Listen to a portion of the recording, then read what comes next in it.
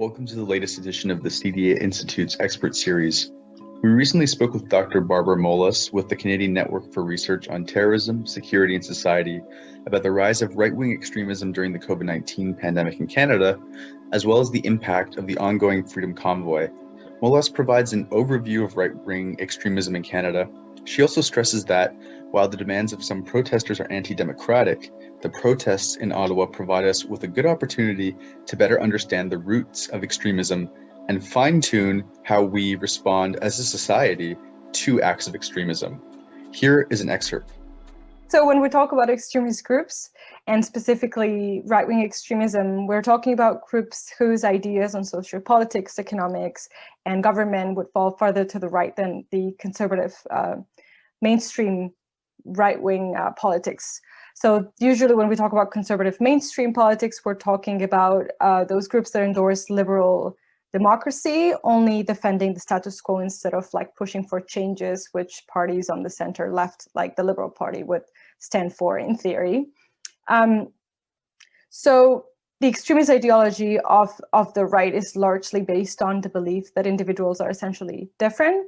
So they would usually defend hierarchies in terms of like, ethnicity or maybe national privilege, a more of homogeneous idea of the state or the nation state, and then a changing national identity. So on the extreme side of the political spectrum, we have both violent and non-violent extreme right. And I wanted to really clarify this because not all extreme right is violent per se, but that doesn't mean it's not extreme. Both non-violent and violent groups on the extreme right of the political spectrum are a risk to our security and safety, because even if they're not actively pushing for violence offline, they'll be pushing up for sort of like extremist hatred narratives or hatred-based narratives online that could eventually, inspire someone to think that change is desirable or achievable through violence somehow.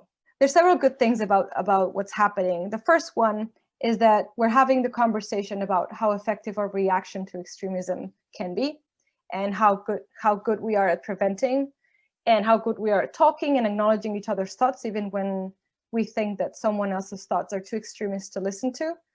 I do think that extremist thoughts are to keep, at bay, of course, but if we were not studying this type of groups, we wouldn't help democracy grow and survive, essentially. So it's good that now a lot of people in Canada are actually paying attention to the extreme right instead of dismissing it. I think it's good. You have to know your enemy to fight back, right? So this is just something I wanted to say. And then also I wanted to say that there is a lot of work being done at a transnational level too. So it's time for us to realize that trying to fight our demons alone is complicated. And as I was saying, because the far right is evolving faster and faster online, we have to realize that transnational cooperation is a must. And we have to do it, and we have to do it fast. So if we thought it was complicated to coordinate different levels of government in Canada, I'm telling you, complicated even more. Just go abroad, and especially the US, which is the last thing I wanted to mention. Think about this. The Freedom Convoy is not going to accomplish what it wants, even if Canada today said, fine, the mandate is over. Then what are they going to do when they go to the US? The mandate is there still. So that tells you again, they're not there just because of the vaccine mandate. It doesn't make sense.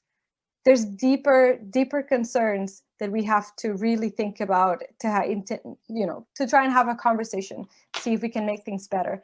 But again, why wouldn't you wear a mask to protect your liberties? What about my liberties?